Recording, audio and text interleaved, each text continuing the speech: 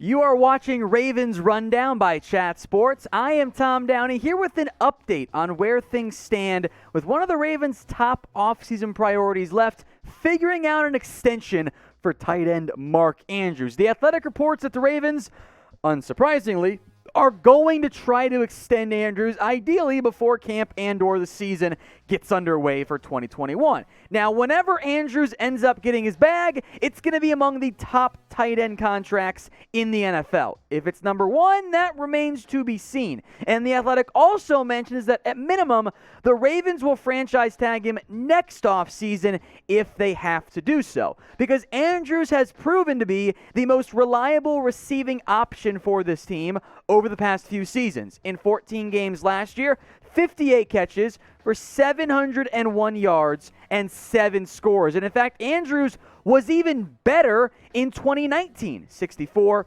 852, and 10 touchdowns. He has been, I would argue, a consistent top 5 tight end over the past 2 seasons. That type of player gets paid significantly once they're due for a new contract. Now, what I don't know is if Andrews will end up being the highest paid tight end in the NFL. As things sit right now, that is George Kittle.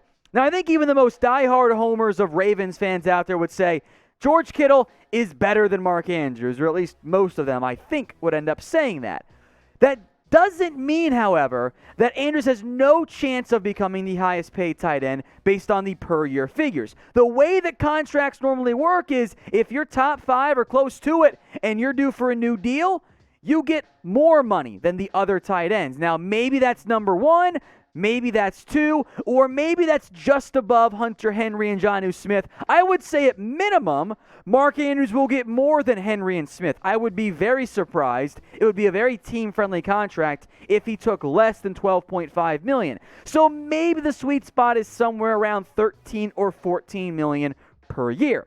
Now, it's not just about per year numbers. Guaranteed money matters a lot, and right now the tight end market is due for some course correction. George Kittle's making $40 million guaranteed. The second highest paid tight end, yes folks, is actually Kyle Pitts, the rookie from Florida, taken by Atlanta Falcons. His deal, fully guaranteed. As a result, he's second on that list. Jonnu Smith, meanwhile, way ahead of Travis Kelce and Hunter Henry, so I'm thinking somewhere in that $14 million per year range and probably getting around $32 million guaranteed. Maybe a 4-year, $56 million contract with about $32 million guaranteed, $33 million guaranteed.